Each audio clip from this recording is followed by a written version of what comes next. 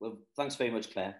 I just want to say, how proud I am that you've invited me to do something along these lines. I think it's a hell of a risk, but I will do my utmost to entertain and ask the most important questions known to man. Yes. Obviously, I should really introduce myself because it's only good manners, isn't it? Yep. I'm Alexander Brownless. I'm the co-founder of a digital platform website called ArtsThread, and over the last 12 years, we've been building lovely relationships with universities, design schools, polytechnics, you name it, globally. And yeah, I mean, we've aligned with around 900 universities, and built lovely relationships with the industry to help students get a break in the industry, not just in fashion and textiles, but digital, animation, film, you name it. So yeah, that's probably as much as I can say about ArtsThread. I've been in the fashion industry, I should mention, for over 25 years. I was a designer for Banana Republic, and for Marks and Spencers here in London, and then worked in manufacturing because my family were manufacturers. So this is a subject that I'm fascinated by. I think it's the timing's perfect. I think it's great that you've invited us all to have this conversation, and if we just kick off, that would be great. Yeah.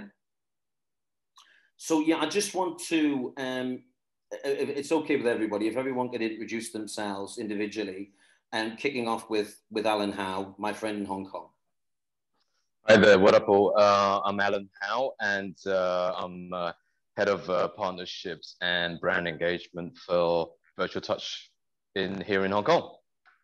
Good to be here, and thanks for inviting me, Claire. Michael Ferraro. I'm the executive director of the FIT DTech Lab in New York City, where we have a mission to engage faculty and students solving industry problems with design and technology.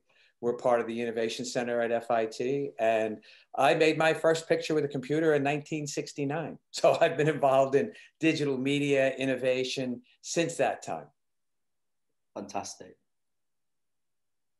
And next?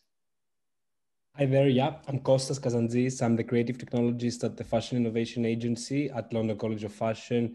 We are a team that has a really exciting remit from the university to go out there and explore any emerging technology and basically create proof of concepts and prototypes and collaborations with fashion brands.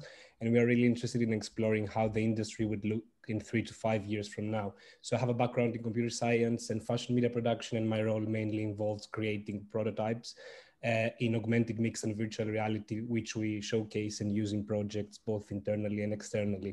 Really glad to be here. Thank you for inviting me, and nice to meet everyone. Hello, everybody. My name's Lee Lapthorne. I'm the Programme Director for Fashion at Ravensbourne University in London.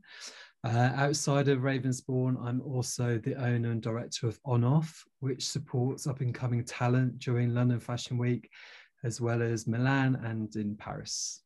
Nice to meet everybody, and thank you, Claire. Hello. Hi everyone, I'm Steffi. I am a 3D artist who has recently dived into digital fashion. I currently work with a lot of digital fashion projects, and I'm kind of like an internet figure where I like to showcase my process of how I create digital fashion and combining it with 3D.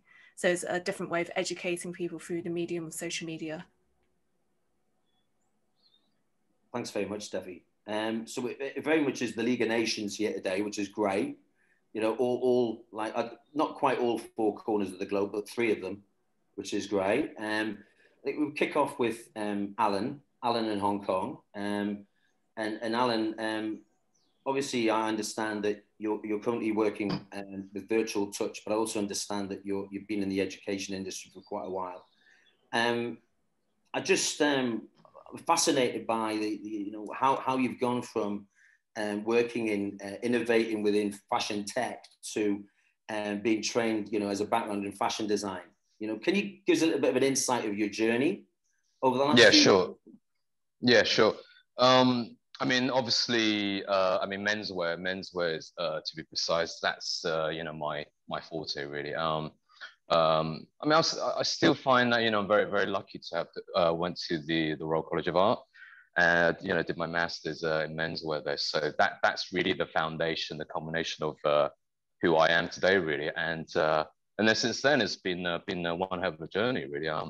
Crossing, you know, different continents. You know, I've worked in South Korea, worked in, you know, mainland China. Now I'm in Hong Kong. I worked in Italy, Paris. So, you know, all these kind of different experience kind of really, you know, sort of made me into, you know, somebody who's kind of like, you know, have a different perspective, you know what I mean? You know, because you know, you work with different cultures.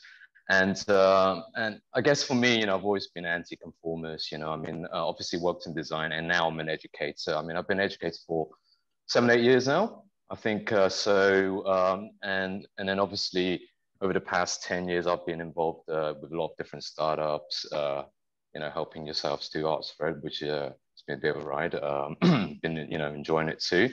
And I guess, you know, for myself, really, you know, getting involved in startup, it's really kind of like, not necessarily, you know, kind of like following what's happening in the industry, but reacting, you know what I mean? And then really, to cut a long story short, I got involved with Virtual Touch, which is a digital fashion lab focusing on 3D. And you know, it was like pre-pandemic, pre-everything really. So you know, when I heard about it, when I got involved, I thought like, you know, cool, you know, it's like, it seems to be the thing, you know, because it like I said, it was pre-pandemic, and you know, it wasn't even in the mainstream. I mean, I'd never heard about it before. And then, you know, obviously over the past 12 months, because of the pandemic, it's just suddenly gone ballistic, you know, like really kind of mainstream. Everyone's talking about it, you know, from being one of the only player, you know, in Hong Kong actually doing 3D, to, you know, like, you know, a lot of players are kind of like joining in this sector. So, so it kind of like shows really, I think it's where it's at basically. And then I guess, you know, it's a time when the industry needed something fresh, like a, you know, sort of new impetus. And then, you know, for myself, being in education, obviously, it's I think it's something that you know, being an educator, you know, we're looking to, you know, there's something to innovate, to keep well, just, you know, innovating, you know, that kind of thing. Just to interject there, so yeah. So do you feel that education's provided the tools naturally to go down this road of, you know, this new innovation, this virtual? Yeah. I think education and industry, you know, they have to work side by side. Obviously, you know, in constantly innovating. You know, because I think what's really important is right now, you know, because 3D is like, you know, the demand for 3D has you know, grown exponentially, and you know, for us, we find it very, very tough, very difficult to actually hire the, you know, the right people, you know, with the right skill set. So I think there needs to be, you know, a lot more collaborations, you know, a lot more projects, crossover, you know, working with different stakeholders, and, you know, kind of, you know, keep kind of like innovating really, and then kind of train more creatives who knows a lot, you know, a lot more about 3D, and you know, and kind of like move with how the sector is actually growing right now. Yeah. Thanks, Alan, and that's great. And I'd like to go to Michael in New York and you know, ask a couple of questions with Michael, because obviously with Michael being involved since working since 1969 in the I'm very impressed with that. You know, I was just a little seed in my mother's stomach at that time, albeit for 6 months probably. But having said, so saying that, you know, what I'm fascinated by and what you're doing at FIT in New York is, you know, how this whole, you know, how this has all changed, and you know, the development of 3D and what you've been involved in over the years, because obviously you've seen everything, you know. Yeah, 3D didn't exist back in the day, and I was one of the founders of Blue Sky Studios, so big computer animation company, and a system architect. And that group was founded from a company called Magi, which produced most of the computer animation sequences for Tron, which was the first feature film to ever use computer animation. Yeah. So I have seen 3D emerge from just plotting formulas for hyperbolic paraboloids, all the way through to the feature films that we see today. And I've been involved in all manner of media and technology, and including having developed a real-time animation system to do 2D animation, but live. So we turned cartoons like Bugs Bunny into basically puppets that could do impromptu performances. In fact, we used him to pitch his own TV series to network executives as a cartoon drawn by Warner Brothers animators. So it was, you know, I kind of look at technology as a very kind of very malleable fabric, to use a term. And Michael, how does it sit, you know, that obviously within the innovation center of FIT, and, you know, obviously the Fashion Institute of Technology, and how does that sit with the students? Have they got access, you know, to everything that you offer? The lab itself is really structured in an interesting way that's been kind of, I think, critical to its success. And that is, it's not an academic unit. The lab itself is in the president's office, and I report to Dr. Brown. So with that, I kind of sit at the center of the college, and I'm able to look at all of the intellectual and creative capital that the college has to offer and bring it to bear on projects.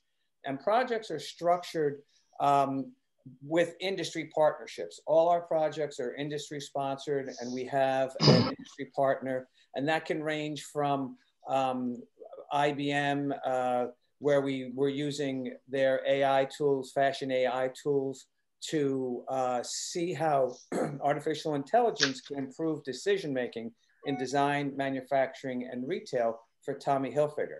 So we've got two really large international brands that were part of a project. And with the creative brief for the project, we then look to faculty members who we feel will provide excellent leadership and guidance on it. And with that, we then look to the faculty to identify a pool of student candidates that would be good candidates for the project. And we screen really for the fact that while there's a lot of extremely talented, smart, ambitious students at FIT, not everybody is well suited to innovation. Innovation's messy, it's complicated, you have to be agile, it halts and restarts and redirects. It's always in an ambiguous kind of environment. And we find that there are certain personalities that are better suited to that kind of environment. And even if they themselves have not shown that that's what they're interested in, we can sort of see in the way they respond to our interview questions that they have the personality and the drive and the interest. So we construct projects with that form. And we've done probably 60 projects with like 200 students at this point since 2017, when we really started doing projects in earnest.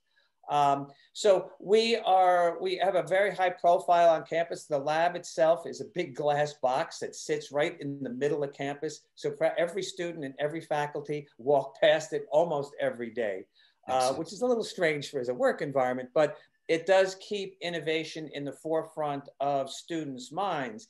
And we occasionally, well, not occasionally, it's not uncommon for students just to walk by, knock on the door and say, "What are you doing here?" And it's that sort of student that we put right on a list, because they're the ones who are curious and intrepid. So we kind of cultivate a community and build out relationships. And because the lab itself sits at the center of the college, all our projects are transdisciplinary. We not just interdisciplinary, but transdisciplinary, in that everybody working on the project contributes to the overall problem solving of the project.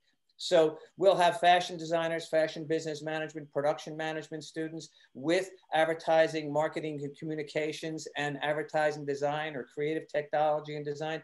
And this is a mix that is a very common mix of projects that we do. And it's in that transdisciplinary and multi-department collaboration that we find that we get tremendous results, and are finding that it's a really significant value add to education. in that they are put on projects that mirror the real world. So you're working for a client, the client's demanding and also changes their mind often. You've got tough deadlines and you've got challenges, but we have expert faculty that collaborate with the students and guide them and help them. So professionally guided learning through and collaboration with industry partners are kind of how the lab functions. Michael, I have to say that that's very healthy, you know, without a shadow of a doubt. Would you say that the individuals that are, you know, knocking on the window, you know, coming in and being really quite hands-on, are they more suited to being entrepreneurs rather than, you know, looking for full-time employment? I don't know that I would say that they sort out that way. Occasionally you do find a few that are. But entrepreneurship is really is different than innovation. And you do need to have a kind of forward-looking, independently motivated, goal-directed personality to be interested in innovation. But I'm not sure that all of them really understand that success in business requires a collaboration that is not natural to them when you consider that it's usually design, marketing, and operations. Operations and marketing can sometimes be very opaque to the designers. And then there's people who have great business ideas, but they really don't know quite how to gather together. Now, we have started to look at how to foster innovation entrepreneurship within the context of innovation, but that's now, but I do see it as two different threads. And that the creative impulse to sort of find something new and push forward is more of the innovation spirit than necessarily focused on developing a business idea. Yeah, fantastic. No, that's it's a very healthy thing. You know, as I said earlier, you know, it's something that I would have loved to have at university. That's for sure. Similar sort of question to Costas. Really, I'd be fascinated how it works where you are, LCF, in London. Could you give us a bit more insight? Yeah, absolutely. Yeah. So our team is called the Fashion Innovation Agency, and we are situated within London College of Fashion. We have a very exciting remit from the university to go out there and explore any new technologies, any emerging technologies, and basically identify proof of concepts and prototypes that we can create in collaboration. So we bring together technology partners with fashion brands, and we create these different prototypes and projects, which then come back to the university as knowledge exchange. So even though we're situated within the university, we have a lot of external collaborations with industry. And at our remit, basically, we explore these kinds of projects in regards to three pillars. So how designers make their collection, anything from smart materials to smart processes, how designers show their collection. So we've done a lot of work around digital fashion shows, real-time cloth simulation, and many other pipelines, fashion and gaming as well. And finally, how designers sell their collections. So we've done lots of projects which are related to e-commerce and how we can basically identify ways of kind of removing this 2D kind of boring e-commerce platform that we are seeing. So we've done lots of projects in relation to interactive e-commerce, how we can use game engine technology to basically immerse users into an online experience that can be then the starting point of them to shop online. And at the same time, we are also student facing. So we're doing lectures, bring back the knowledge exchange, as I was saying before. And then we're doing lots of workshops. We are really interested in bridging multidisciplinary talent from the university. So recently we did a workshop in collaboration with MIT, and it was relating, the workshop name was entitled AI in Fashion. And we brought together a very diverse student group from pattern cutting to fashion curation, marketing and communications, business as well. And these students were able to learn Python, learn how to code in Python, and then the outcome of this project was a digital fashion show for which we used some algorithms. For example, we used OpenPose to extract movement data from existing video footage, and then we animated virtual characters and created environments with game engine technology to host this digital fashion show. And then again, this is just an example of how interested we are in how traditional practices can be elevated from a new media perspective, and how can we basically create like creatives who are able to educate creatives who will be able to adapt to the new reality that we are facing. And that doesn't mean that they will have to learn how to use these tools. However, they will need to know what can be possible and how they can create collaborations with them, because when they go out into the industry, they will be facing these kinds of collaborations, and they have to know how to orient themselves within an environment like that. Well, yeah, I was just about to ask that, Costas, really, because it's very important that the student hits the ground running. I think that we know how tough it is, now with obviously what we've just gone through and still going through, and it's not going to sort itself overnight either. What do you think? It's similar, because obviously you and Michael are, there's obviously similarities. But do you think this is the way forward? This is what the students need to be doing. They need to be thinking in this way, because what Michael mentioned, what Alan was touching on earlier, and what you're obviously doing, it's changed radically from the time when I was studying 20 odd years ago, 30 years ago actually. How do you think this is it? This is the future. This is where we're going to be for the rest of time. Well, not for the rest of time, for the next few years, though.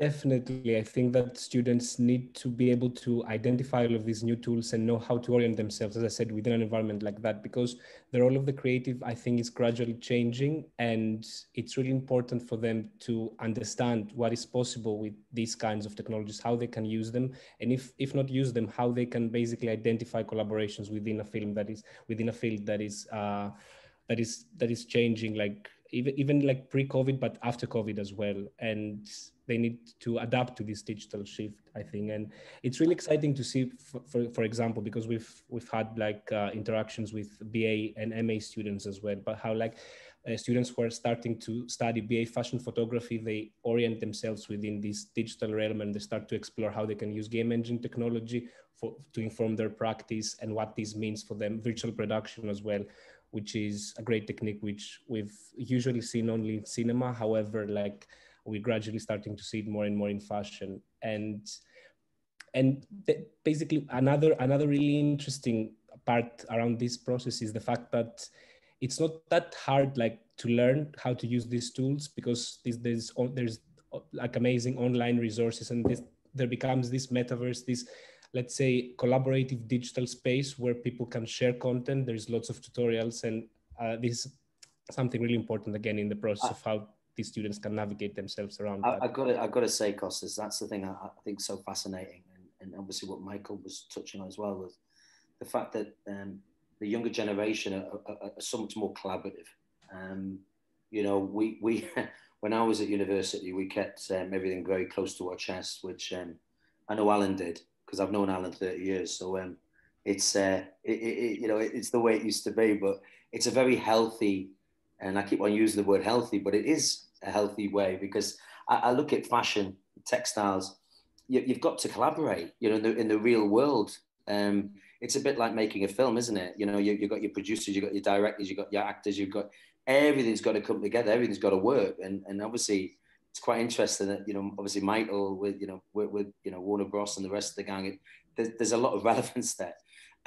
Lee, I'd love to know, would you go along with everything that we've been talking about thus far? And, is it quite similar to where you are at Ravensbourne? Well, listening to Michael, you stole my thunder. I think what you've been talking about already is basically where we're at now. I mean, we've COVID and the pandemic fast-tracked innovation, really, and our need to change the curriculum to ensure that our students are really at the forefront of digital.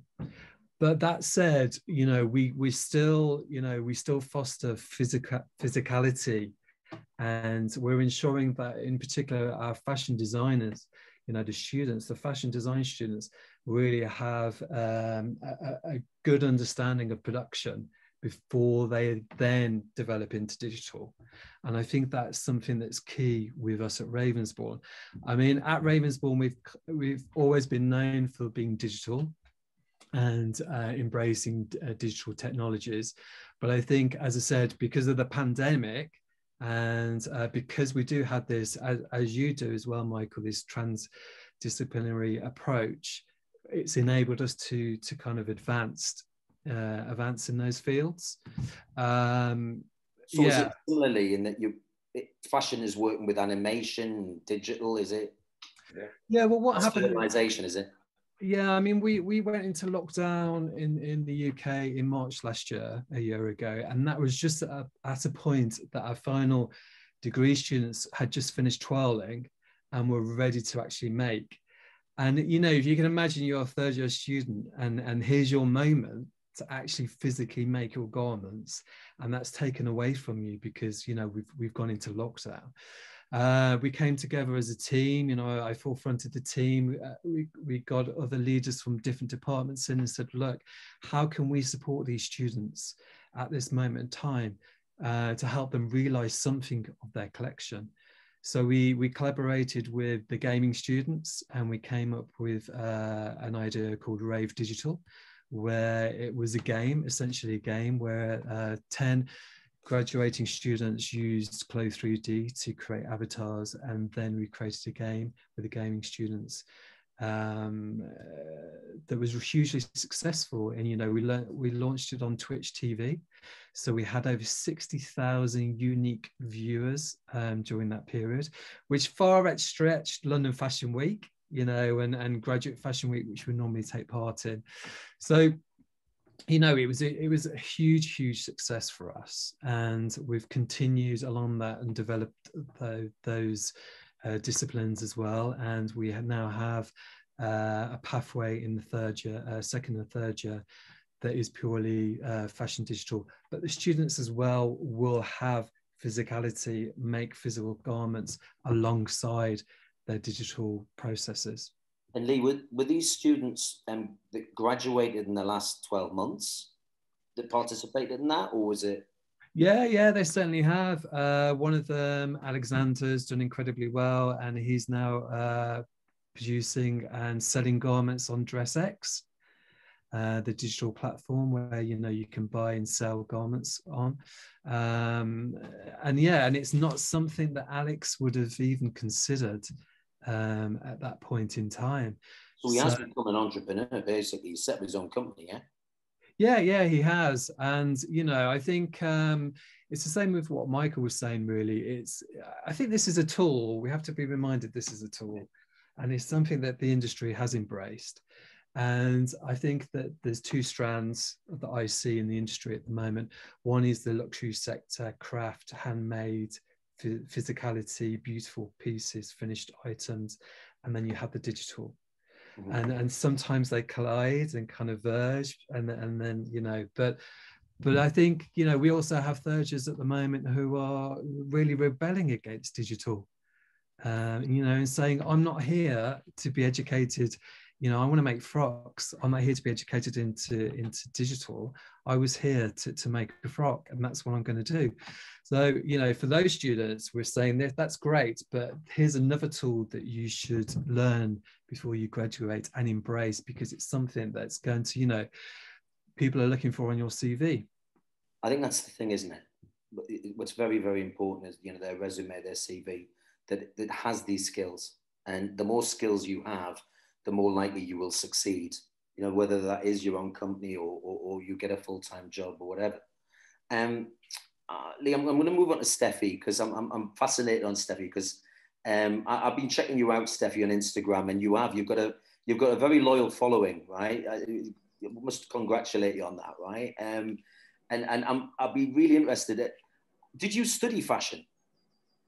That's the interesting part. I am a graphic design graduate. I moved into 3D, and I'm a self-taught designer. So in most part, I do have a design base in graphic design, but digital fashion and 3D, I learnt on the internet. So I'm very biased towards online learning. You know, countless hours of YouTube tutorials, and that's helped me to even have a foot in the door in digital fashion to where I am right now. Yeah, fascinating, Steffi. So you're basically, since, you know, graduating in graphics, you're self-taught, yeah? That's right. Yeah, and that's been how long have you been doing that for? I've been, in terms of learning 3D, it's been about 4 years. Digital fashion, I only picked up during lockdown because of, I was actually picked onto a project for Selfridges, and I worked with a collective called DigiGirl. The Selfridges at the time, where they wanted to commission us to create a collection and show it as digital fashion. At that time, I didn't know how to do any digital fashion at all. I was there to create the 3D environment the clothes were meant to be in. So when I saw that these 3D fashion designers, when they created the clothes and how they made them animate, I thought, God, I got to start learning how to do this, because I've already got 3D skills and I already know how to do animation. It's going to be a complementary skill for me. So that's how I picked it up. And on Instagram, are you doing Instagram lives? Are you are you interviewing? Are you helping? Are you teaching? Are you what are you doing? I guess for me, what's important is that I show my process online on social media, because that is exactly how I learned. I learned from other people showing their process, or even learning from a tutorial. So that's a way for me to give back to the community. And I like that approach, because anyone can see it, anyone can look at it. Excellent, excellent. I mean, it's really it's going back to what I was saying earlier. I mean, it's the whole mindset has changed a lot in the last, I wouldn't even say 10 years, in the last 5 years. This collaboration factor that, I mean, as regards the students that you've come across, are we talking about students currently studying, or have graduated, or of straight from high school? What's the mix? All types of ages, I would say. So a lot of people who are currently at university, a lot of people who want to go into university, around that age range. People are already looking to see, they're already asking me, what program can I learn? How did you learn this? And yeah, so around that age range are showing interest. Fantastic, fantastic.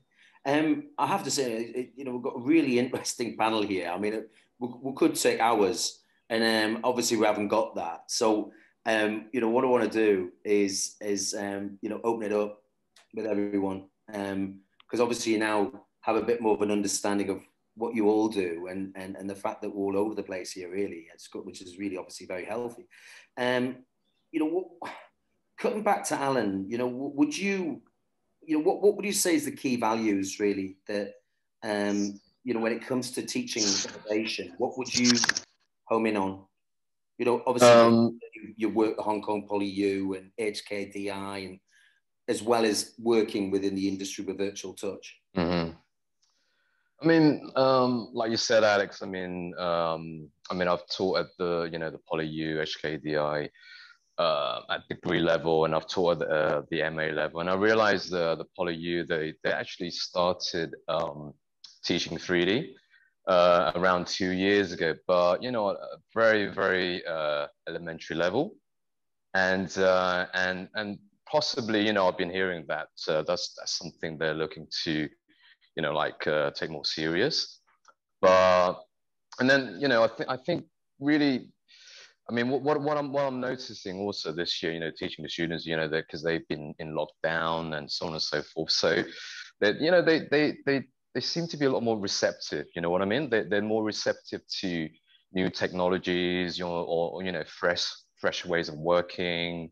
Right from concept right through to. I mean, obviously, I'll teach fashion design. Just for everyone's information, and then I'm involved in in fashion tech as well. So it's kind of like somebody was saying that it's that I think Lee was saying, I think it's that convergence of creative and tech, which is actually getting closer and closer, and then I think students right here right now are actually realizing that too, and they're really embracing that.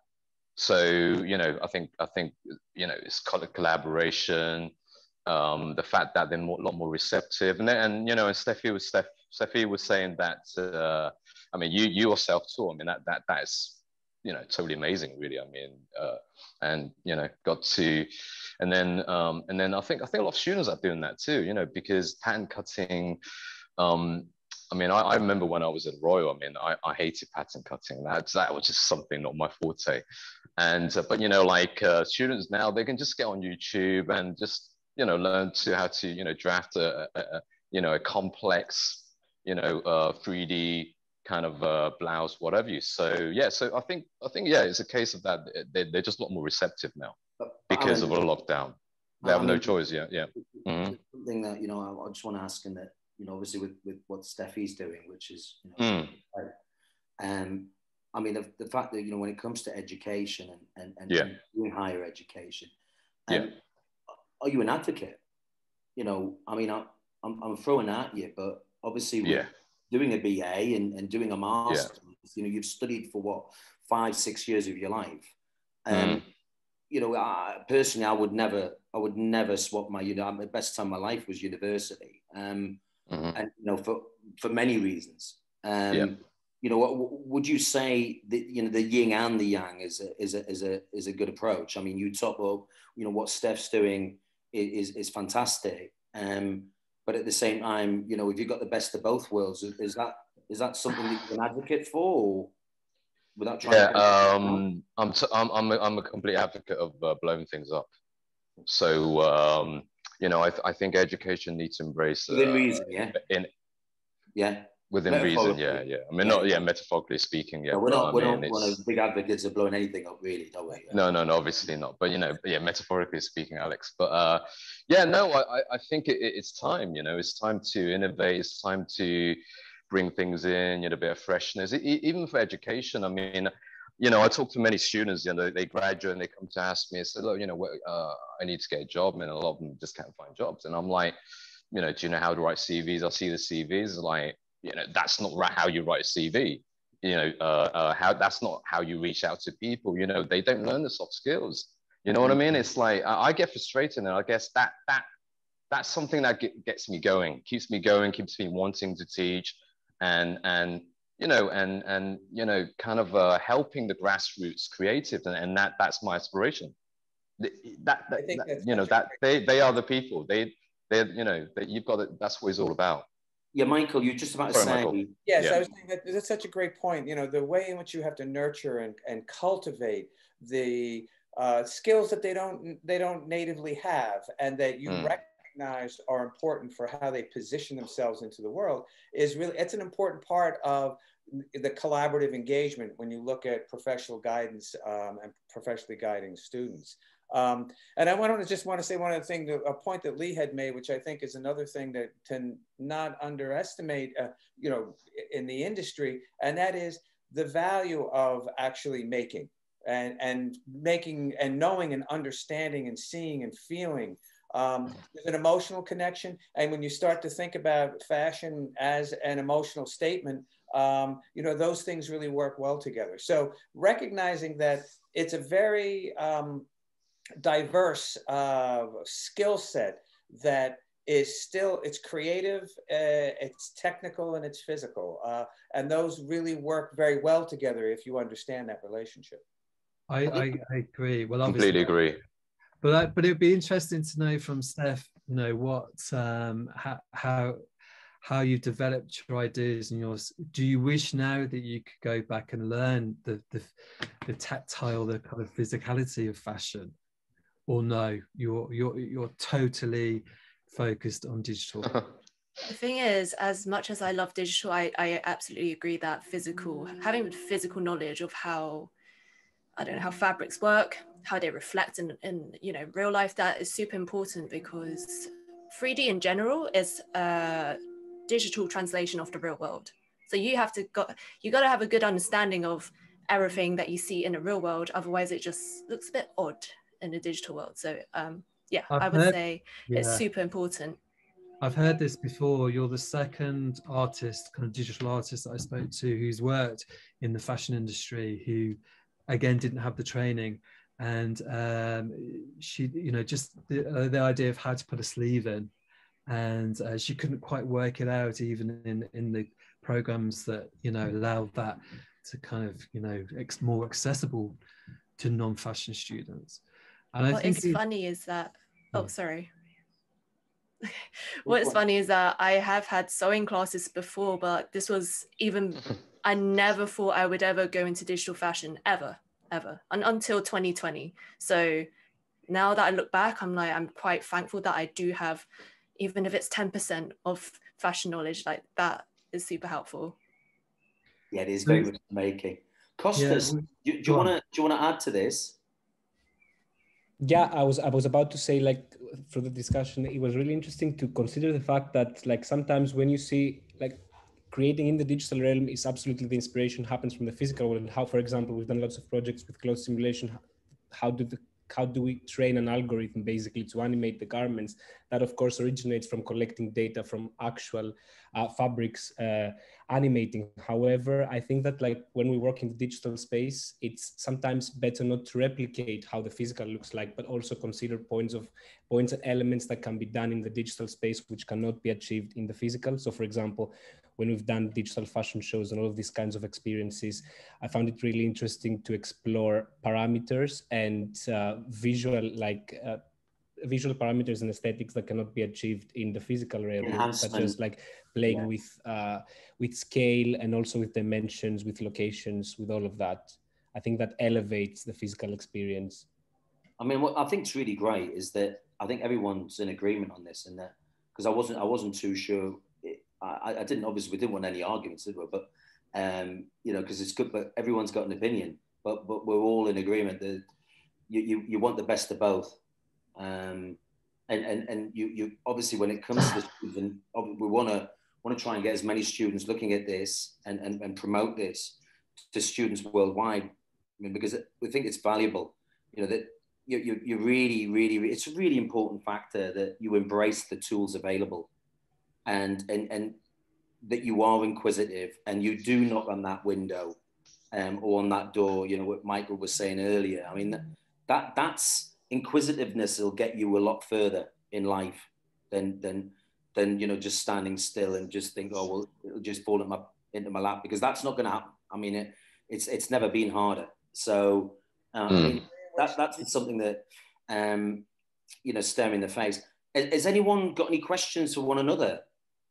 Well, I was just going to follow up the comment that you're making, which is that, you know, the way in which digital technology, not just 3D, but digital technology and the technical innovation that's taking place in fashion really puts a massive system in the hands of an individual. So it really gives the opportunity for individual designers to be able to be competitive and start their own brands in ways that would not have been practical before. On-demand manufacturing alone is going to have a significant benefit to emerging designers.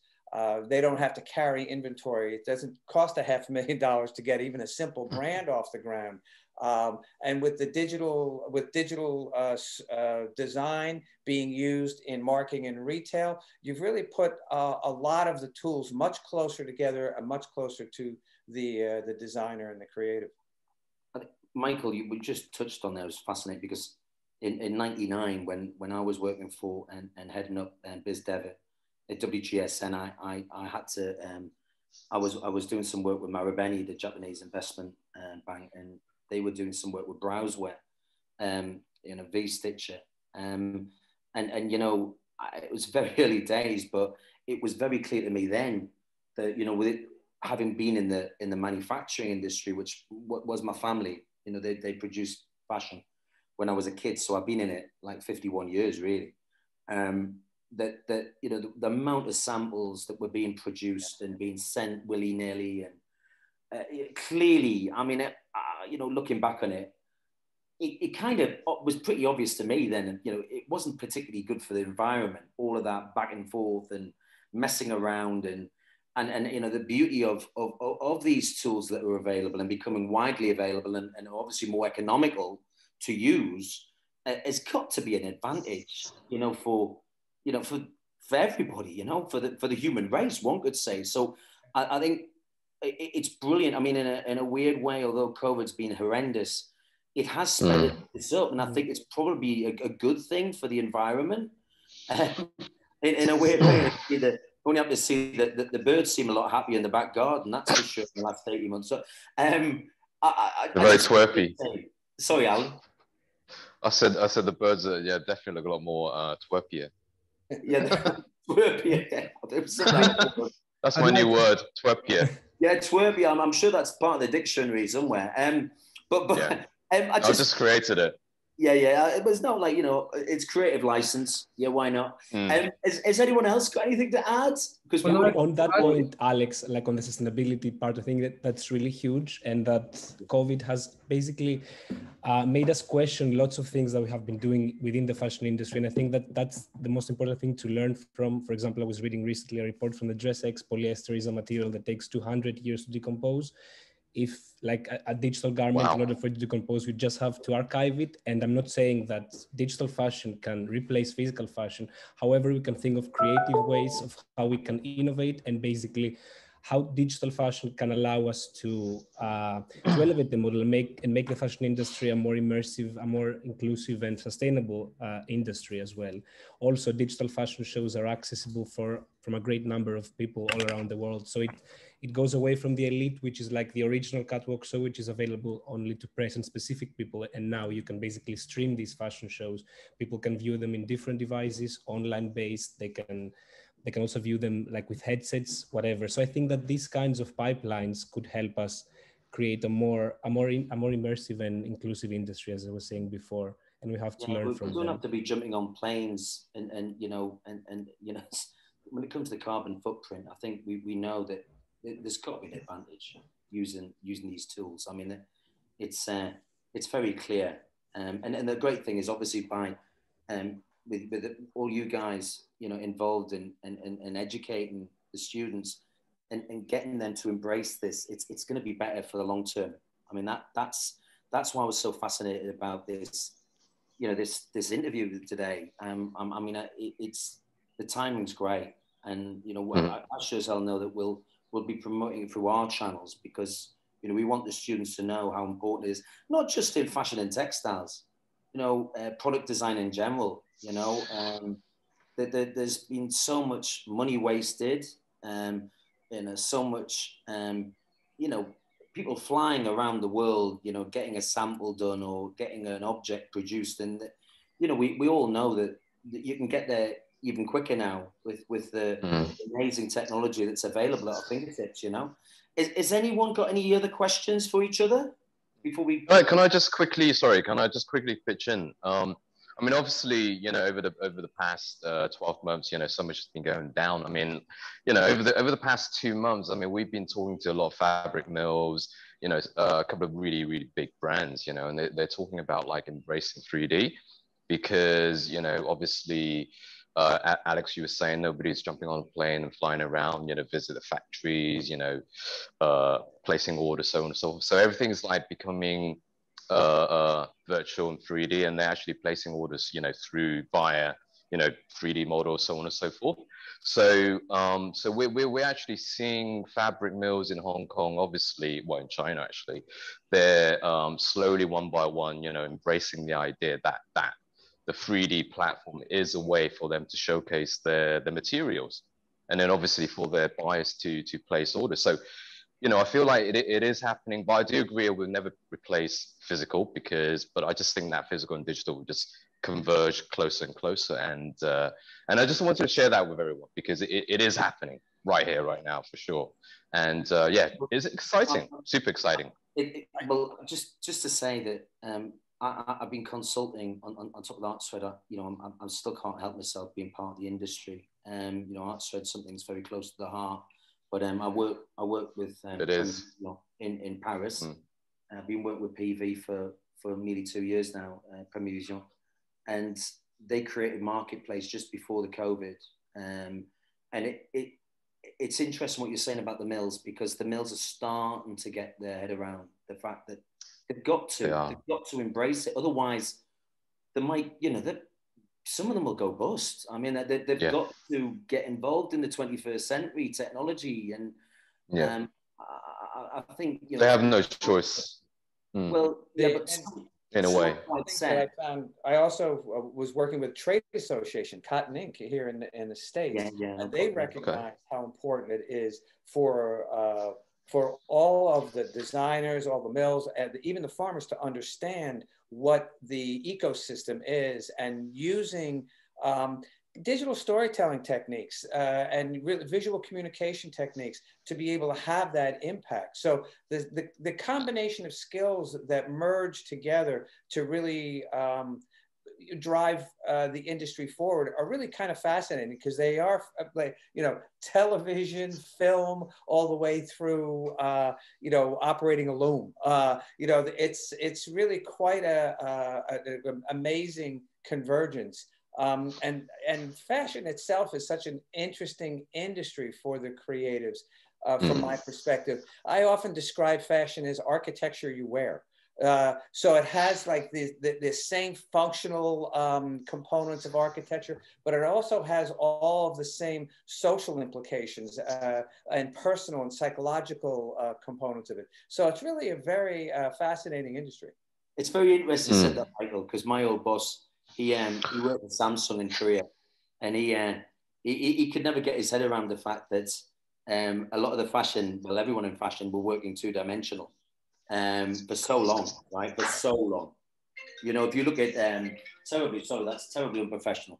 But you know, the fact that, you know, it's been something that has been staring us in the face, that, you know, people in fashion are 360 degrees, they're not 180. You know, that's a fact. I mean, otherwise we'd be walking around, you know, with our bums out. You know, it wouldn't be. It's not very functional, right? So I think it's really interesting that. I mean, we could talk for hours. I mean, that's the you know, but unfortunately we haven't got all these. We've only got an hour max. Can I just say something before we start? I think also we need to, you know, I think Alan hinted on this about education, and we needed a shake-up. It needed a change. You can't sustain having how many universities churning out fashion student collections every year. You know, you talk between 6 and 8 outfits, which might have, you know, 30 pieces to them per student per year, 60 student per course. How many courses around the world? Those collections often just end up in their wardrobe for life or in landfill themselves. You know, it's not sustainable. It wasn't sustainable, and it won't be sustainable. And I think also, you know, it's great for sustainability, digital, but it's also great for economics. There's a lot of students out there that can't afford the fabrics that they'd like to use on their garments. They can try and test in Clothes 3D or, you know, whichever platform that they want to use. So I think it's, you know, timing is right. This pandemic that we've just gone through has shifted quite a lot, but it was due to happen anyway. So I'm just pleased that it has. You know, and we can use it in a wise direction as well. The other thing that I guess it's really the one last thing, because you know, our focus is around education here, and looking at Steffi's approach versus a university approach, and recognizing how important this drive and the resources that are available to students, and how it changes learning, and brings into question, not into question, but puts a spotlight on what that personal interaction with a mentor or a guide really does to help enhance the way in which you learn and the way in which you think. So there are amazing tools to build skills, and you know, you can achieve extremely high level of performance from it. But I think it's more of an exceptional individual, and you know, I'd put Steffi in that category. The general community, I think, really benefits from having that as a base, and then having the direct involvement with mentors and inspirational faculty to really create a much more complete educational experience.